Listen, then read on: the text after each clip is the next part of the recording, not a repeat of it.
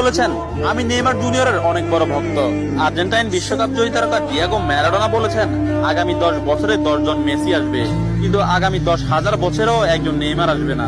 Poland ও Barcelona striker Robert Lewandowski বলেছেন, নেইমারের মতো ফুটবলার জন্ম নিতে হলে আপনাকে 100 বছর অপেক্ষা করতে হবে। তাছাড়া ইংল্যান্ডের প্রিন্স ডেভিড বেকহাম বলেছেন, আজ পর্যন্ত এমন কোন ফুটবলার আমি দেখিনি যার ভেতর নেইমারের মতো ফুটবল আইকিউ আছে, এবং ফুটবলের ক্ষেত্রে কেউই নেইমারের লেভেলের নয়, সে দুর্দান্ত।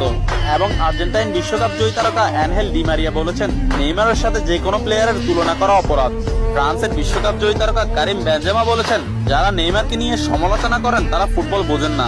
ম্যানচেস্টার সিটির কোচ পেপ গার্দিওলা বলেছেন, আমার ক্যারিয়ারে নেইমার মানেই সবকিছু। আমি মাঝে মধ্যে নেইমারের খেলা দেখে আমার দলের উপর সেটা বিস্তার করি।